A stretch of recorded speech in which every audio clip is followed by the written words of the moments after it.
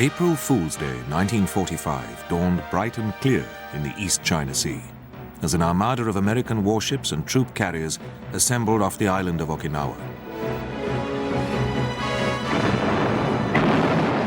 The fighting that was to follow the American landings on Okinawa was so savage that it prompted one witness to describe it as history's greatest madhouse.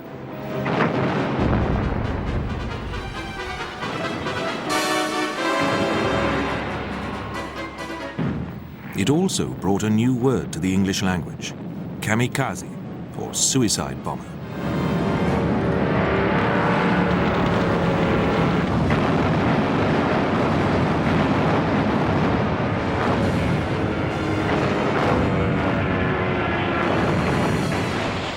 But there was method in the madness at Okinawa.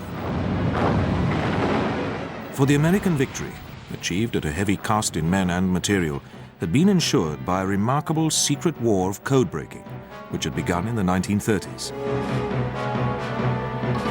The Americans who had broken into the Japanese codes could share the credit with the soldiers, sailors, and airmen fighting in the front line. Theirs had been a long, clandestine battle with the enemy, which had dramatically shortened the war in the Pacific and saved many thousands of Allied lives.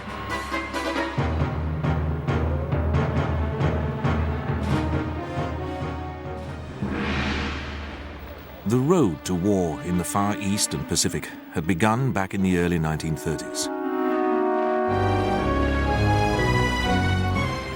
Under the rule of Emperor Hirohito, Japan enjoyed the highest standard of living in Asia.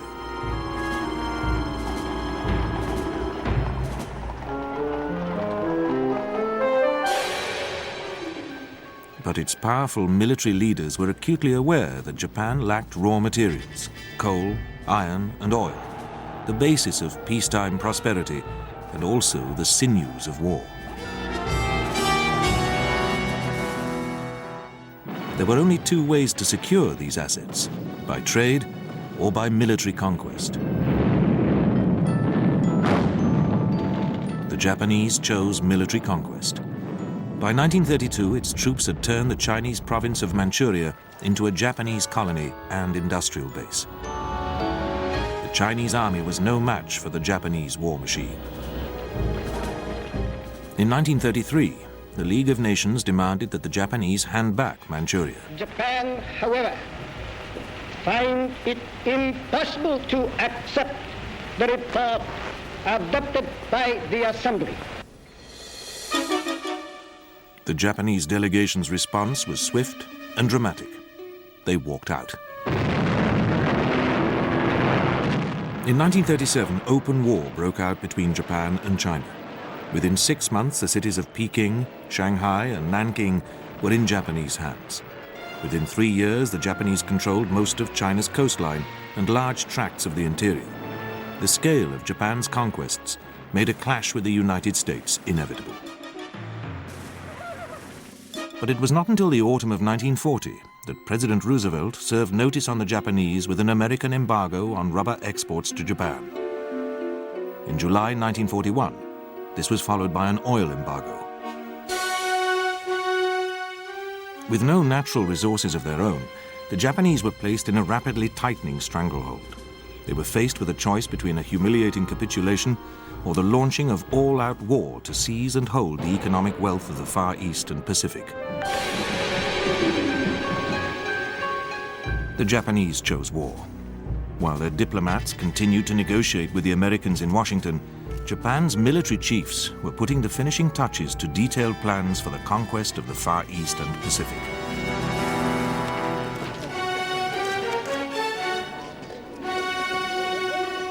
The plans were approved on the 3rd of November 1941. The die was now cast. The architect of the plans was the brilliant Admiral Isoroku Yamamoto, commander of the Japanese Combined Fleet. Paradoxically, Yamamoto was an admirer of the United States, where he'd served as a naval attaché in Washington. Yamamoto was keenly aware of the almost unlimited American economic power which would be unlocked by war. He warned the Emperor Hirohito that while he was confident of initial success, he could guarantee only 6 months of victory.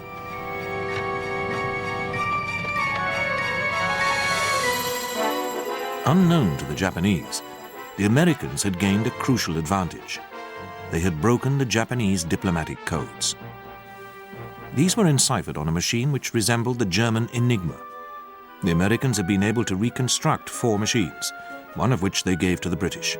The cipher was codenamed Purple. But there was a crucial drawback to Purple. It was used by the Japanese Foreign Office solely for diplomatic communications. These did not contain the details of war plans. The intercepted Purple traffic was deeply ominous, but it did not reveal when and where the Japanese would strike.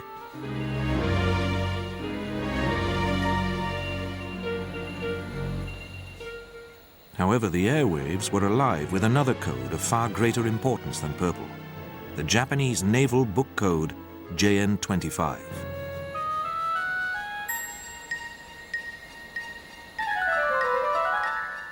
JN-25 had been cracked by the British and Americans before Japan went to war, but the advantage this might have given the 2 future allies was wasted. The American codebreakers had shared information about Purple with their British counterparts.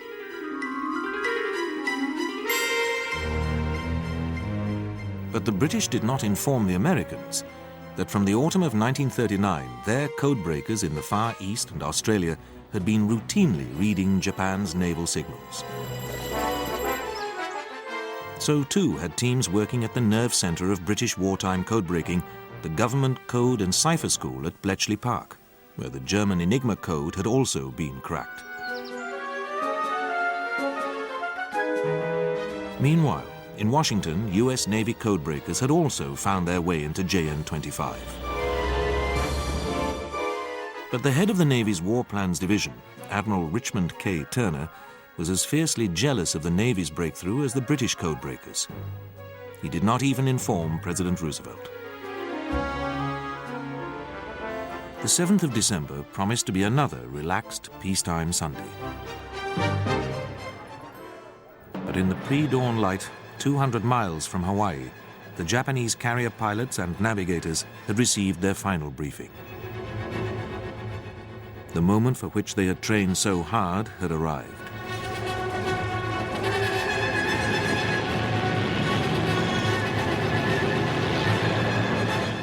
The first wave of bombers and their fighter escorts was readied for takeoff. They arrived over Pearl Harbor at 7:55 a.m. Below the dive and torpedo bombers, the U.S. Pacific Fleet lay completely defenseless. The capital ships lashed together in battleship row. They were sitting targets.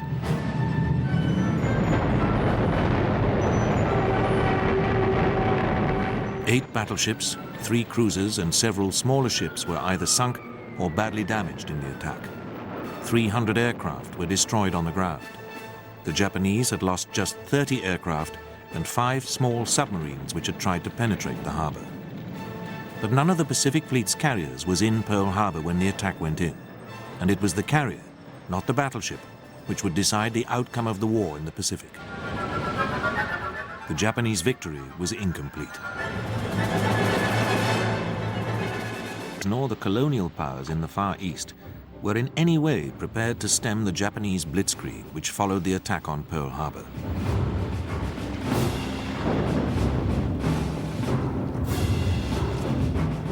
For 6 months, the Japanese ran riot.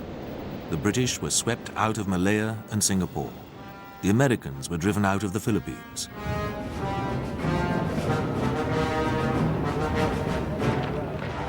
The Japanese pursued the retreating British through Burma to the frontier of India. The Western powers had fatally underestimated the skill, strength, and coordination of the Japanese armed forces. In far less than Yamamoto's forecast of 6 months of victory, his men had created a Pacific empire which threatened Alaska to the north, India to the west, and Australia in the south. Its conquered peoples now became part of Japan's greater East Asia co-prosperity sphere.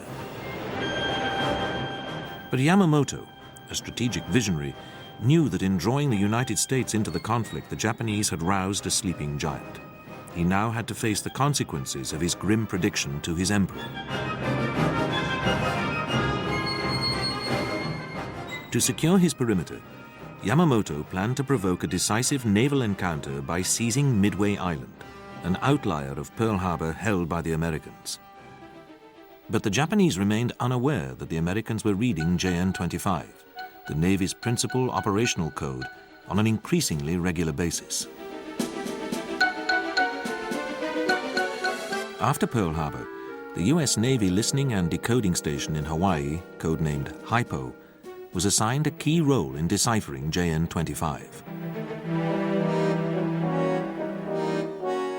The sheer size of the Pacific theater ensured that there was no shortage of material on which to work. By the early summer of 1942, about 60% of Japanese traffic was being intercepted, of which half was analyzed in depth. In command at HIPO was Lieutenant Commander Joseph J. Rochefort, a man with a photographic memory for names, signals, and dates. Rochefort's genius lay in being able to form a picture from a jumble of seemingly unrelated facts. The Americans called their decrypts Ultra, the same code name that the British used for the ultra-secret information they derived from the breaking of the German Enigma codes.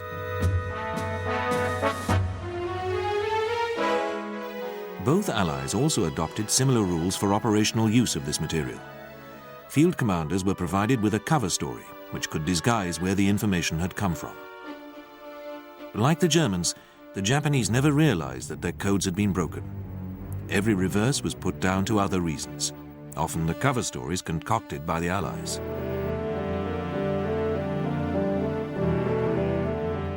It was the critical secret of the war.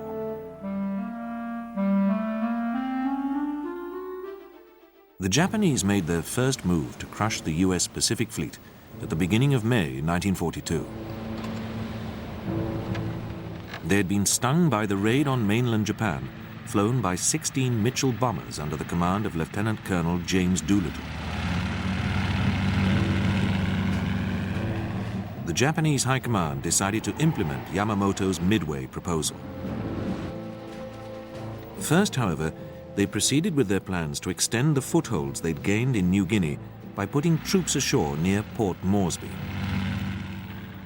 And they continued with their air raids on the port of Darwin in northern Australia. These were a reminder of how close the Japanese had come to cutting the Australians' lines of communication with the United States. Throughout April 1942, HIPO decrypts were building a picture of Japanese plans to mount a large operation in the area of Port Moresby. The Japanese were threatening to move against Port Moresby and the island of Tulagi in the South Solomons. On the 27th of April, there was a change in the Japanese call signs. This was a development which the American eavesdroppers recognized as an almost certain indication that an operation was about to be launched. The Pacific Fleet was alerted to the impending Japanese strikes on Port Moresby and Tulagi. Admiral Chester W. Nimitz, commander of the Pacific Fleet, ordered Admiral Fitch's Task Force 11 with the carrier Lexington, 2 heavy cruisers and 6 destroyers south from Pearl Harbor. They were to rendezvous with Task Force 17, commanded by Admiral Fletcher in the carrier Yorktown, in the Coral Sea approaches west of the New Hebrides. The arrival of American carriers in the area came as a great shock to the Japanese. But it was not until the 8th of May that both sides located the other's carriers and launched strikes.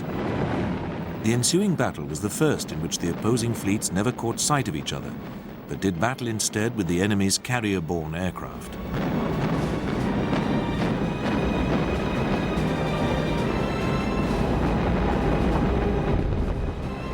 The Americans lost Lexington. Badly damaged by a Japanese strike, she had to be sunk by American torpedoes. But Lexington had not been lost in vain.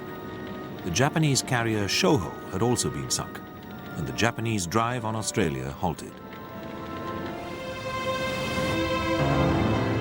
Yamamoto's Midway operation, codenamed MI, was to go ahead as planned. It was to be linked with an operation to seize the Western Aleutians. The seizure of the Aleutians would anchor the northern end of Japan's defensive perimeter. The occupation of Midway would give the Japanese an advanced warning and defense post at the western edge of the Hawaiian chain. Yamamoto calculated that this would provoke a decisive confrontation with the Pacific Fleet. Tight Japanese radio security left Rochefort's team at Haipo groping in the dark for a sign of the enemy's intentions. There were plenty of JN-25 decrypts, but they gave no indication of Yamamoto's targets. But Rochefort had a hunch that the main target was Midway Island. He estimated that the attack on Midway would be launched on or about the 3rd of June.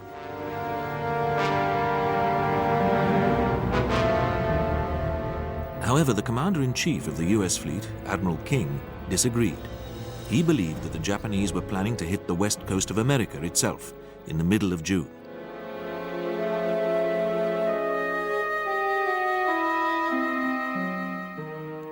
Rochefort devised a scheme to provide incontrovertible proof that Haipo was right. He set a trap for the Japanese. He instructed the garrison at Midway to send a radio message in clear that it was running out of water. It was an innocuous administrative message which Rochefort believed would not arouse Japanese suspicion. The enemy swallowed the bait. An Australian outpost of the Haipo network intercepted a Japanese signal which indicated that AF, the as yet unknown target of MI, had reported a shortage of fresh water. Rochefort's ruse had revealed the Japanese target. Later decrypts showed that MI would take place on the 4th of June. As the garrison prepared, Task Forces 16 and 17 sailed to position themselves northeast of Midway to await the Japanese. It was the most stunning intelligence coup in the history of naval warfare.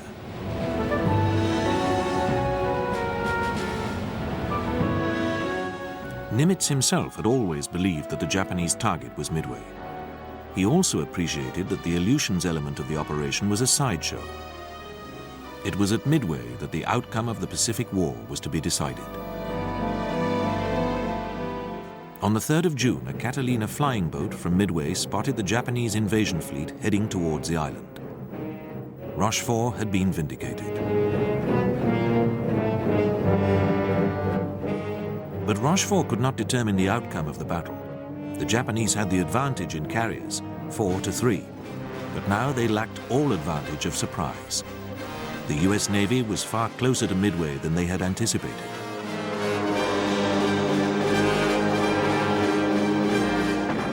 In an extraordinary 5 minutes during the Battle of Midway, one Japanese carrier was sunk and two so badly damaged that they had to be abandoned.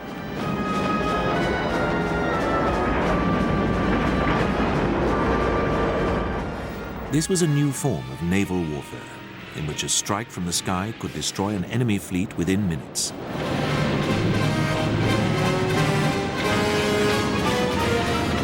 A Japanese strike from their one remaining carrier, Hiryu, was launched against Yorktown.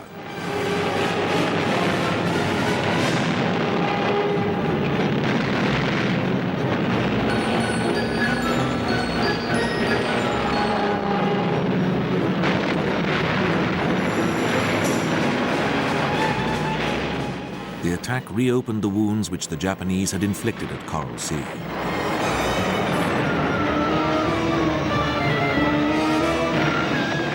The stricken Yorktown had to be abandoned.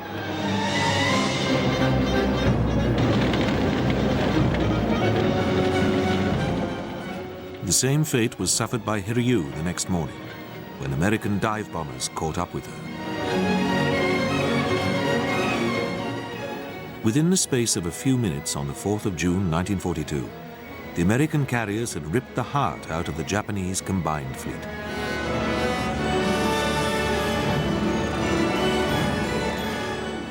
The Japanese dream of empire went down with their carriers at Midway.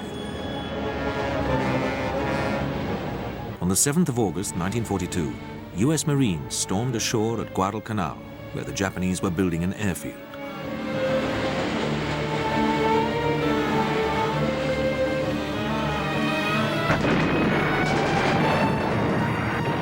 The capture and occupation of the airfield, named Henderson Field after a Marine pilot killed at Midway, sparked a series of savage land, air and sea battles for Guadalcanal. The Japanese were not ejected from Guadalcanal until February 1943. Just before Midway, the Japanese had switched to a new naval code, JN-25C, and then another, JN-25D. At a critical moment, the American code-breaking effort was plunged into the dark. This setback had been anticipated, and much vital information was sweated from traffic analysis, including the identification of individual Japanese radio men by their distinctive keying styles. This could not provide the lightning flashes of insight which underpinned the victory at Midway, but it played a vital part in the Guadalcanal campaign. But another intelligence triumph lay just around the corner. On the 3rd of April 1943, Admiral Yamamoto had flown from Truk in the Carolines Group to the great Japanese supply base at Rabaul in New Britain. Traffic analysis quickly revealed Yamamoto's presence in Rabaul and his interest in the airfields at the southern end of Bougainville in the Solomon Islands.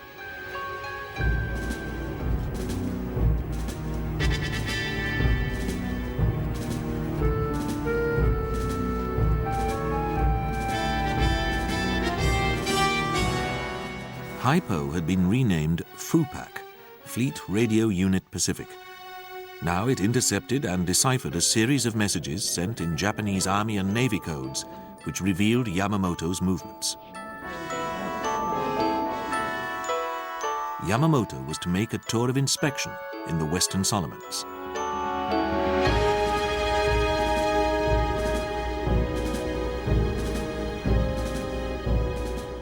He would be flying in a Mitsubishi G4M bomber, codenamed Betty by the Allies, with only a small escort.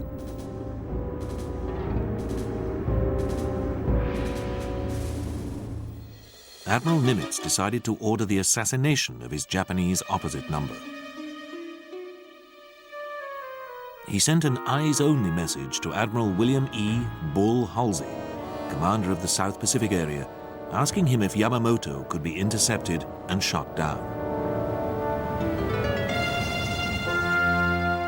Yamamoto's first stop at the south of Bougainville was just within range of American fighters flying from Guadalcanal.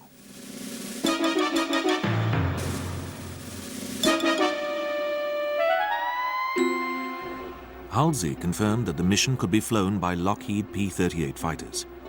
His only reservation was the risk of betraying to the Japanese the fact that their codes had been broken. There could be no cover story for this operation. The decision went right to the top, to the White House and President Roosevelt.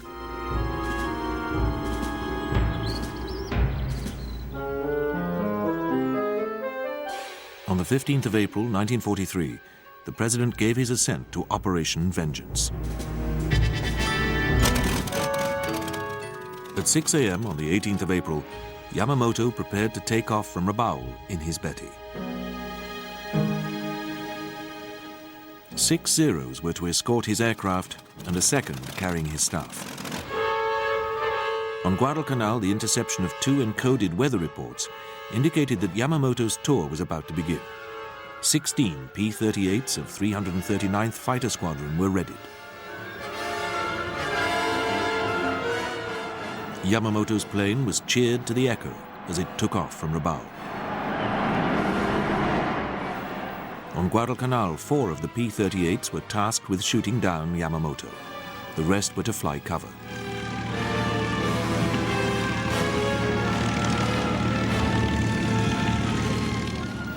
The pilots had been told that the information about Yamamoto's movements had been supplied by Australian coast watchers.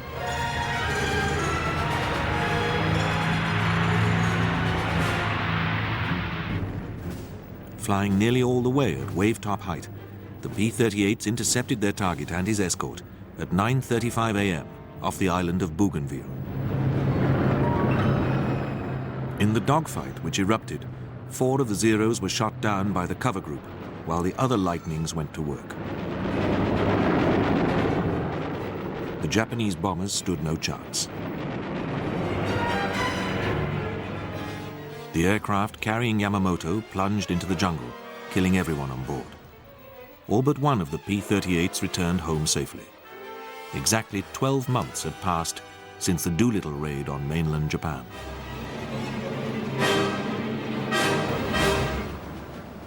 The Americans were now island-hopping their way across the Pacific. The Japanese stronghold of Rabaul had been isolated and left to wither on the vine as the advance flowed around and past it. New amphibious weapons and tactics enabled the US Marine Corps to use the islands and atolls in their path as stepping stones towards mainland Japan. The triumphant Japanese strategy of 1941 had been turned inside out. Now they were enfeebled by poor intelligence and the inability to concentrate their forces against the hammer blows delivered by the Americans. As they approached the Japanese home islands, the Americans encountered ever fiercer resistance.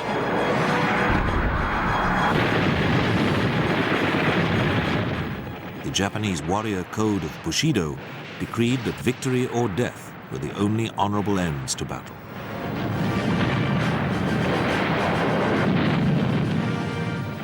On Saipan, in the Marianas, thousands of Japanese troops sought death in suicidal charges. The Marianas gave the Americans a springboard from which to launch B-29 attacks on Japanese war industry. Here was the ultimate wartime application of aviation technology and industrial muscle.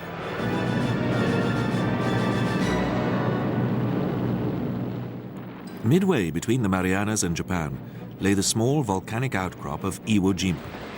Honeycombed with elaborate fortifications and manned by 23,000 troops, Iwo Jima's airfields made it an essential objective in the American advance. After a massive preliminary bombardment, the assault went in on the morning of the 19th of February. One war correspondent described the fight for Iwo Jima as the worst battle he had ever seen, one in which men died with the greatest possible violence. Barely 200 of the island's defenders were prepared to surrender.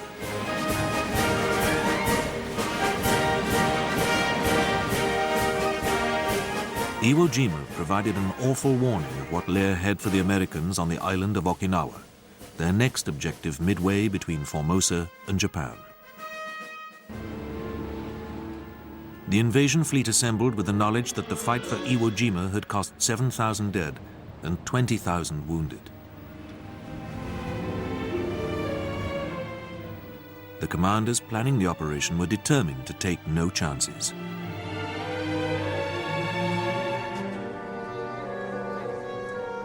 Beginning on the 24th of March 1945, the Americans delivered the heaviest air and naval bombardment of the Pacific War.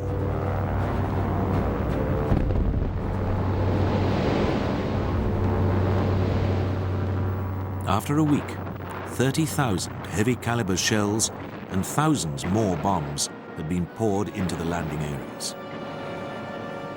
On the 1st of April, the American Armada disgorged 2 Marine and 2 Army divisions, which raced ashore in their landing craft, while 18 battleships sent shells whistling over their heads. They were the first of 170,000 men of the US 10th Army committed to the capture of Okinawa. The Americans anticipated that they would meet fierce resistance at the water's edge, but the Japanese commander, General Mitsuru Ushijima, had decided to allow the Americans to land virtually unopposed and then draw them into a battle of attrition against a series of defense lines in the island's interior. The Americans had landed in the central waist of the island to seize its airfield and then split Okinawa in 2 halves.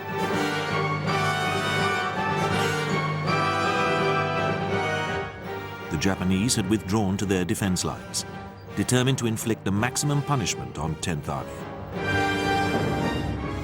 The island was a warren of tunnels and firing positions, many of which concealed heavy-caliber weapons.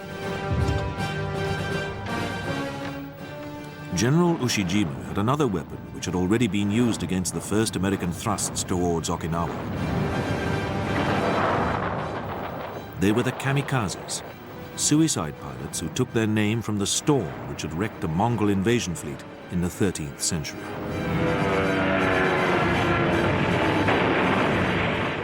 Now the latter-day kamikazes flew through a storm of fire to crash their planes laden with explosives on the decks of American warships.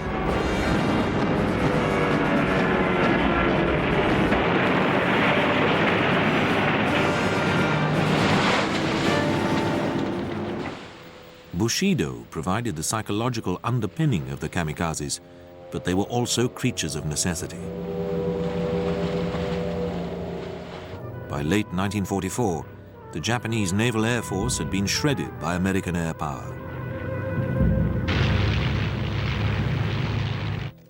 There were few experienced pilots left. The advantage of kamikaze tactics was that they could be performed accurately by raw pilots in any kind of aircraft. The kamikazes were hard to stop, as the incoming aircraft had to be completely destroyed for the warship to avoid damage. And American carriers with their wooden decks were particularly vulnerable to the kamikazes.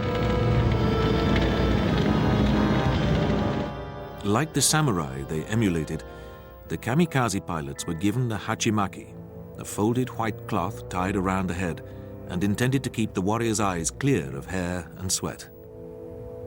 Before their mission, the young pilots wrote last letters, enclosing relics like locks of hair. Then they took a purifying cup of sake. One of them wrote, "I have been given a splendid opportunity to die. I shall fall like a blossom from a radiant cherry tree."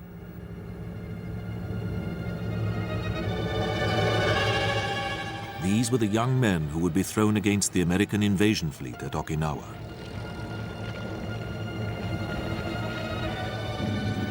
They had already given the Americans a taste of what lay in store for them when Task Force 58, commanded by Admiral Mark A. Mitscher, had raided the inland sea on the 18th of March as a preliminary to the Okinawa landings.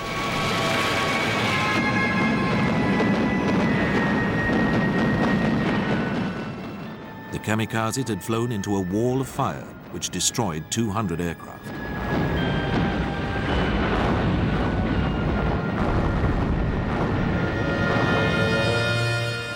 But they kept on coming.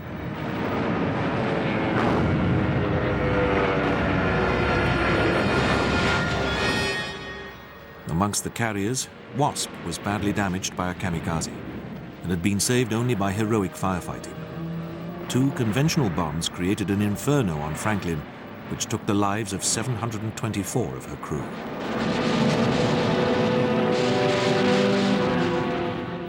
After landing, the 1st and 6th Marines turned to clear the north of the island before joining the 7th and 96th Divisions in the battle for the south. On the 9th of April, the US 4th Corps had run into the Shuri Line, blocking the southern tip of Okinawa. The advance to the Shuri Line was the prelude to one of the most brutal slogging matches in the Pacific War.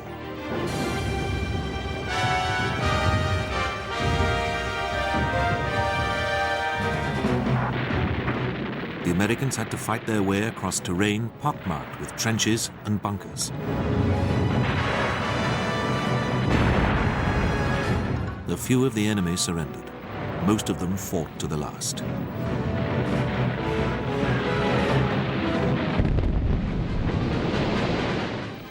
Successive ridgelines reduced the advance to a crawl, but the land commander, General Simon Bolivar Buckner, stuck rigidly to his methodical tactics.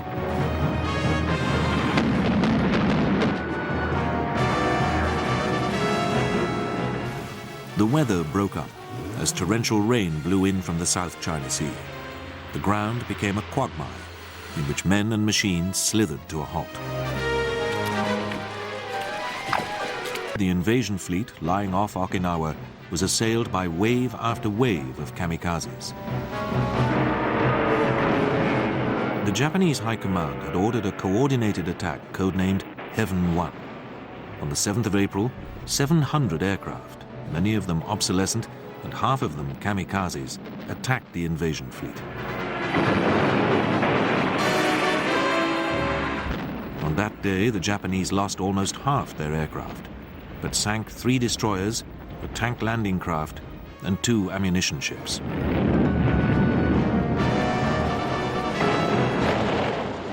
This was not the return which the Japanese High Command had hoped for.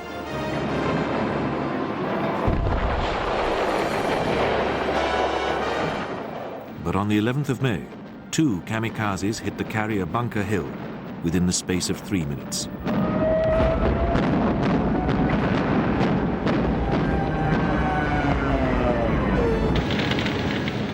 Nearly 400 men died.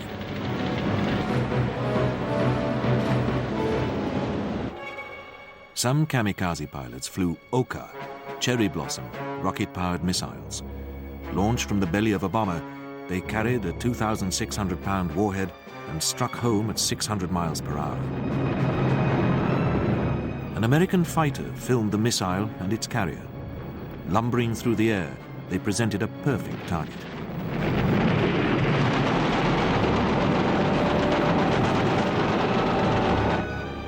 At sea level, the American response was to thicken the screen of radar picket destroyers lying off Okinawa at ranges of up to 100 miles. As the British task force discovered during the Falklands War, the radar screen's mission is essentially sacrificial. The incoming enemy aircraft readily attack these targets rather than the heavier units nearer the landing beaches.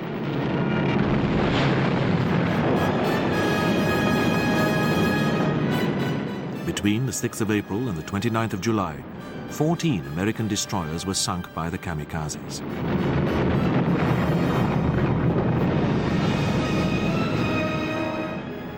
In addition to Bunker Hill, 2 more carriers, Enterprise and Hancock, suffered severe damage.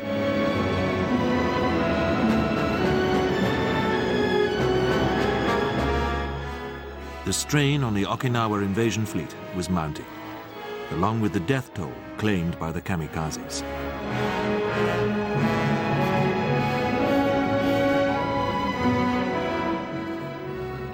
In contrast, the 4 British carriers assigned to Task Force 57 fared better.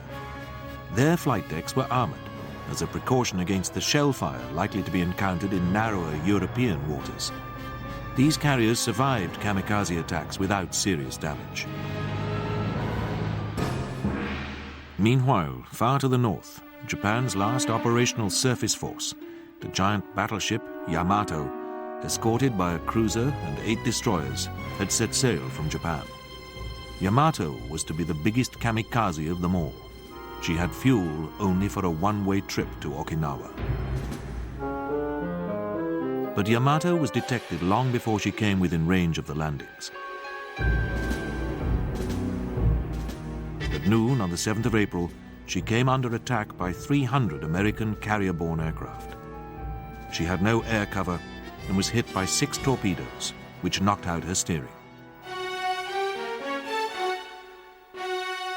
Yamato sank after 2 hours of punishment, taking with her all but a handful of her crew of 2,300.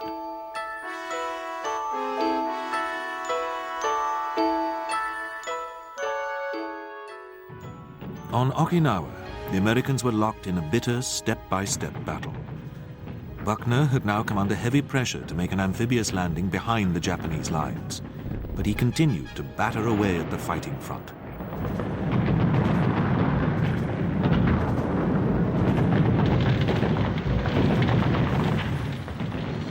William Manchester, then a young Marine, later a distinguished journalist, wrote of the fighting, "You could smell the front long before you saw it. It was one vast cesspool. It was hideous, and it was also strangely familiar, resembling photographs of 1914-18. The 2 great armies squatting opposite one another in mud and smoke were locked together in unimaginable agony."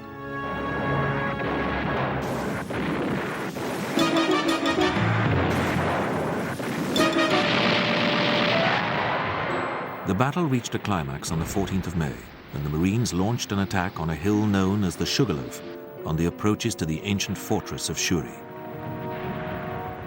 In the struggle, nearly 3,000 Marines were killed. Few of their enemies surrendered.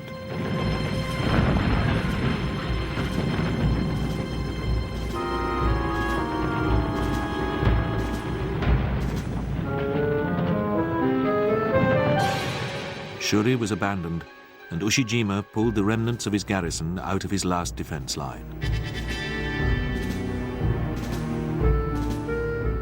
The rubble-choked ruins of Shuri Castle were taken by the Marines on the 29th.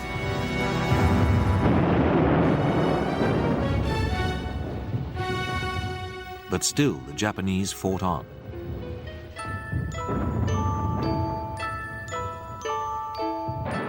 They were now squeezed into a precipitous ridge 3 miles from the southern tip of the island. The Americans dubbed it the Big Apple. This last redoubt claimed the life of General Buckner, hit by shrapnel in the front line.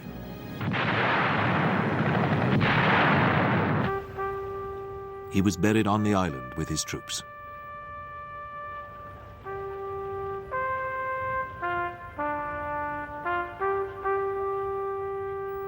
The Americans had lost 12,500 dead and 36,000 wounded. The carnage had been unrelenting. During the final days, some 4,000 Japanese troops did surrender.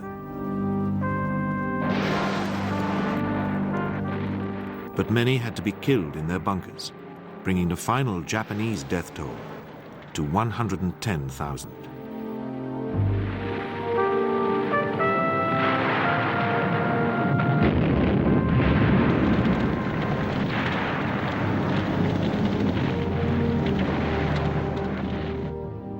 All the Japanese senior officers, including Ushijima, had committed suicide. Those who survived were in a state of shock.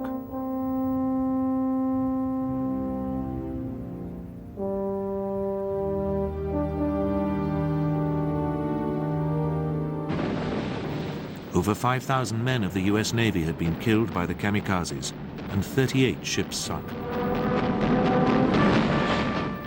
But to achieve this, the Japanese had sacrificed nearly 1,000 kamikaze aircraft.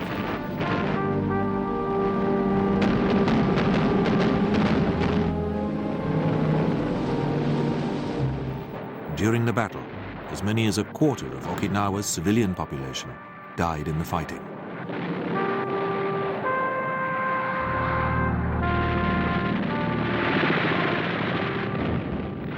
American troops were appalled to see how many civilians were prepared to commit suicide.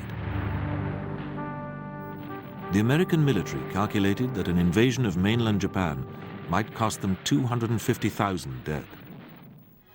And evidence was mounting that the Japanese intended to use their whole population as kamikazes.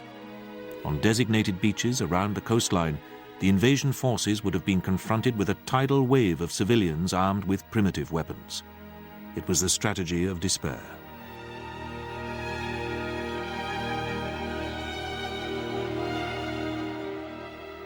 It was this horrendous prospect which made the United States decide to use its most terrible weapon.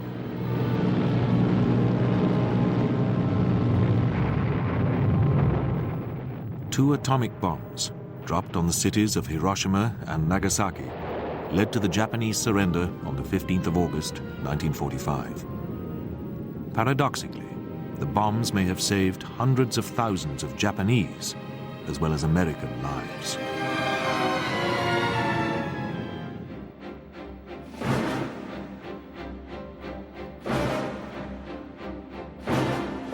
Sky Digital viewers press red to fly through the history of the RAF, and we're in flight next tonight on UK TV History for some aerial archaeology with the Time Flyers, revealing the millionaire monks of the Middle Ages.